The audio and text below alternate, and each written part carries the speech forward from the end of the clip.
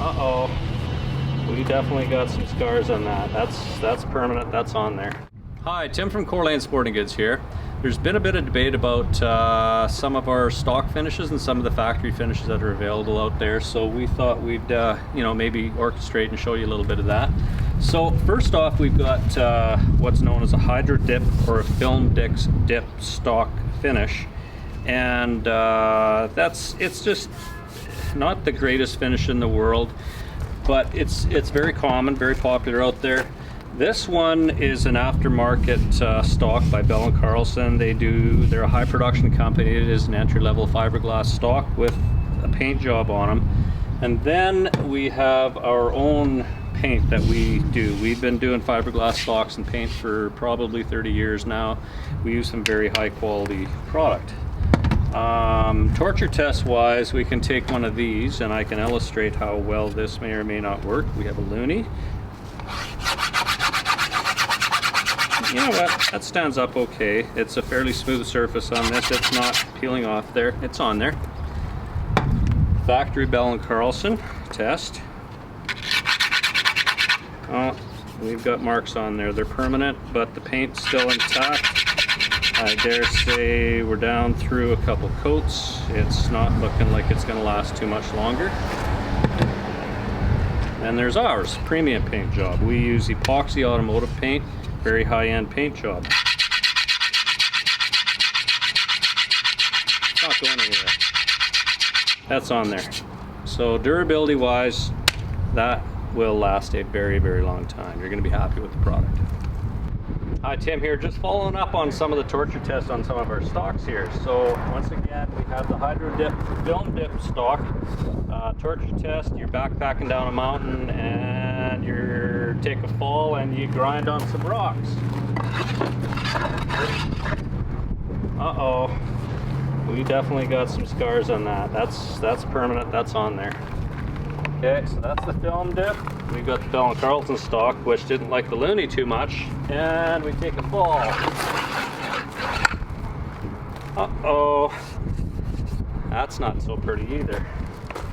Or you've got the RMR paint job. Epoxy paint, pretty good stuff.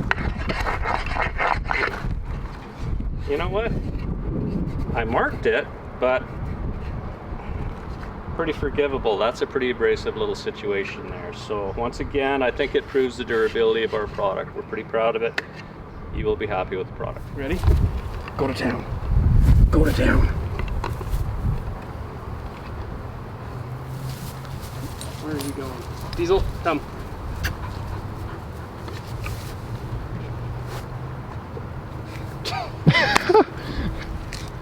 Diesel, stop. Yeah, that didn't really work. So let's just go to Travis now. Hey, this is Travis from Corlane Sporting Goods, and we're going to show an abrasion test on these stocks to test out the finishes. We have a film dip, a factory paint job, and one of our in-house paint jobs. We're going to use 120 grit sandpaper and Scotch-Brite on there to show how they stand up to scratch and wear resistance. We're going to start off with the film dip. As you can see, they wear off pretty quick with the 120. With the Scotch-Brite,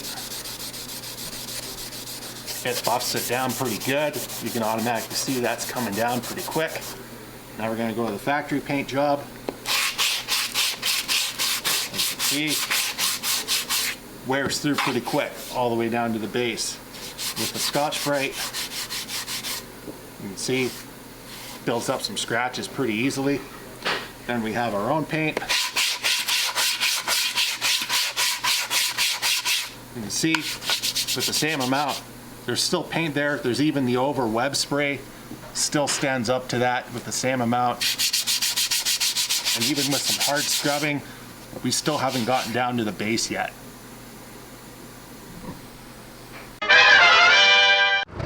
For our final torture test, we're going to simulate 400 yards of a shale slide, virtually your gun tumbling down a mountain as a final abuse test.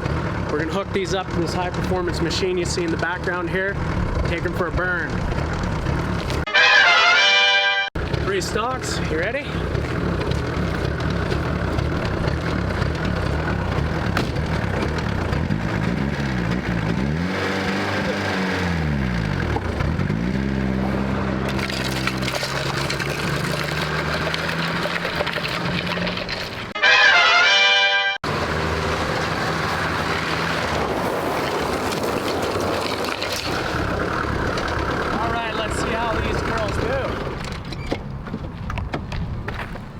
Time to assess the damage.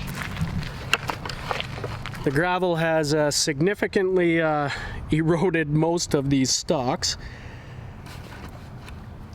You can see material, the actual outer shell being damaged and torn off. In the pistol grips and the high spots taking the most of the damage.